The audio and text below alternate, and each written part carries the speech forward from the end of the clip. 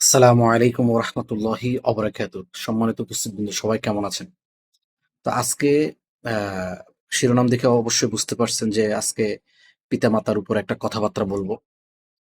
পিতামাতারা অধিকাংশ ক্ষেত্রে মানে আমরা যেটা দেখে এসেছি সামাজিকভাবে, অধিকাংশ ক্ষেত্রে পিতামাতারা সন্তানের জন্য ভুল সিদ্ধান্ত গ্রহণ করে থাকে। আমি আপনাকে বলি, অ্যা এমন একটা মানে বিষয়, যে বিষয়টা খুব সেনসিটিভ। মানে প্রাথমিক অবস্থায় যদিও আপনি মনে হবে যে না আপনার সিদ্ধান্তটাই সঠিক। কিন্তু ভবিষ্যতে দেখা যায় যে ওই পিতামাতার ওই সিদ্ধান্তটা ছিল ভুল। তো আমি আপনাকে বলি, এই অনেক সময় দেখা যায় যে আমাদের যে বাংলাদেশের যে পড়ালেখার সিস্টেমটা, বাংলাদেশের এই পড়ালেখার সিস্টেমে অধিকাংশ ছেলেমেয়েরাই আপনি দেখবেন পড়ালেখার প্রতি অনীহা প্রকাশ করে। মানে আগ্রহ দেখায় না, আগ্রহ হারিয়ে ফেলে।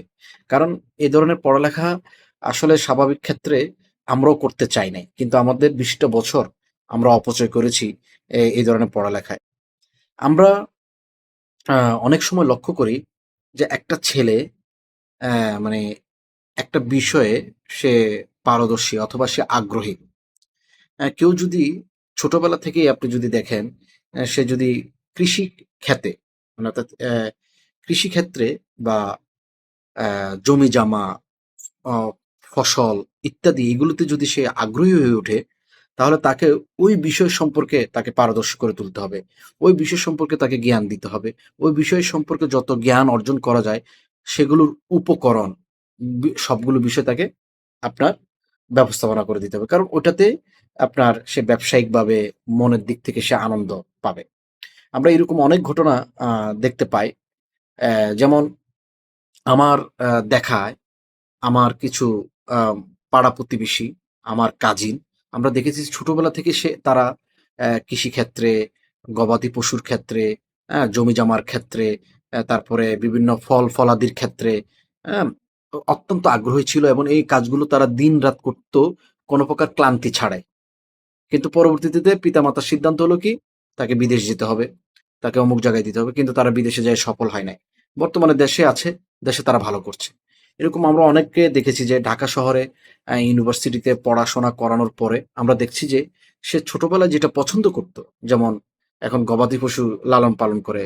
কেউ আ মোরগ, কেউ হাঁস, কেউ বা ডিমের আড়তের ব্যবস্থা করেছে। অর্থাৎ সোজা কথা, উদ্যোক্তা। হ্যাঁ? অনেকে উদ্যোক্তা হয়েছে। অনেকে আবার কম্পিউটার সায়েন্স পছন্দ করে। কিন্তু তাকে লাগিয়ে দেওয়া হয়েছে অন্য সাবজেক্টে। কেউ আবার মেডিকেল সায়েন্স পছন্দ করে। কিন্তু তাকে অন্য কাজে লাগিয়ে দেওয়া হয়েছে। কেউ ক্রিকেট খেলা পছন্দ করে। কেউ ক্রিকেট খেলতে ভালোবাসে এবং সে ভালো পারদর্শী। কিন্তু তাকে জোর করে অন্য কাজে লাগিয়ে দেওয়া হয়েছে। কেউ আ কোরআন এবং হাদিসের উপরে অত্যন্ত তার ভালোবাসা, কোরআন এবং হাদিসের ক্ষেত্রে তার পারদর্শিতা, কোরআন এবং হাদিস সে শিখতে চায়, কিন্তু তাকে অন্য কাজে লাগিয়ে দেওয়া হয়েছে। যেমন আমি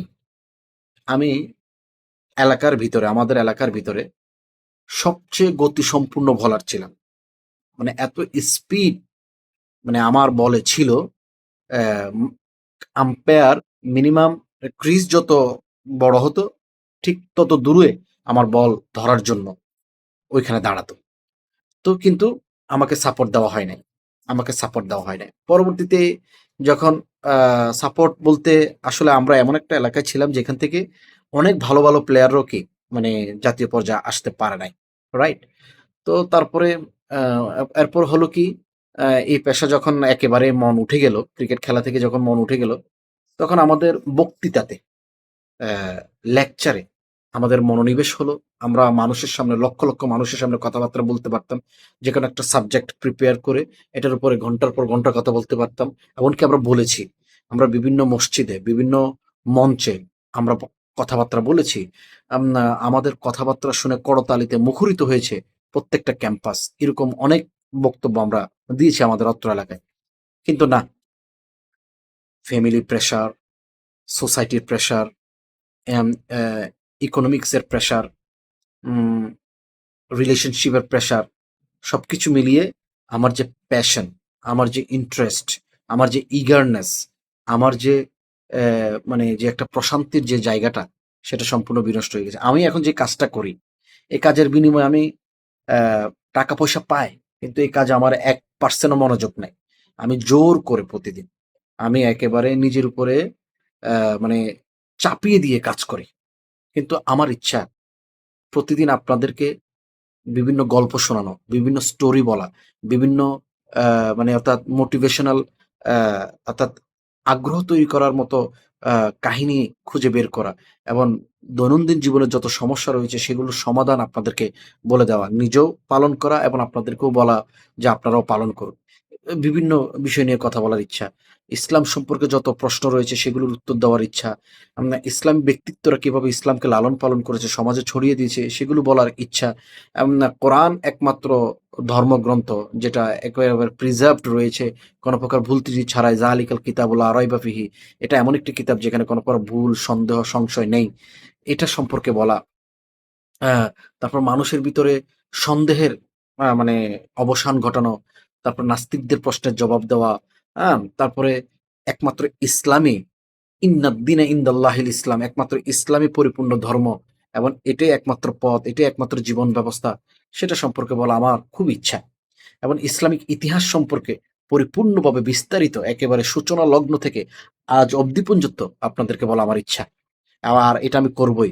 আমি প্রতিদিন আপনাদের মাঝে ভিডিও নিয়ে হাজির হব ইনশাআল্লাহ তাআলা। তো পিতামাতাদের প্রতি আমার অনুরোধ সেটা হলো আপনার ছেলে কি চায়? আপনার মেয়ে কি চায়?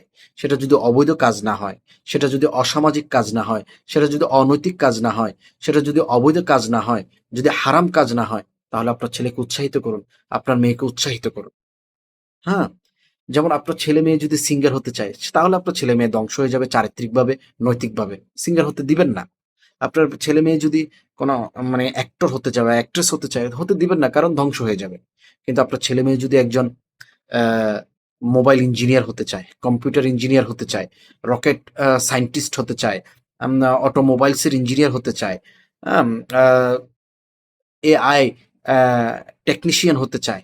তাহলে এটাকে আপনি ইলেকট্রিশিয়ান হতে চায়, সিভিল ইঞ্জিনিয়ার হতে চায়, তাহলে আপনার ছেলে-মেয়েকে উৎসাহিত করুন, অনুপ্রাণিত করুন, তাকে পুশ করুন।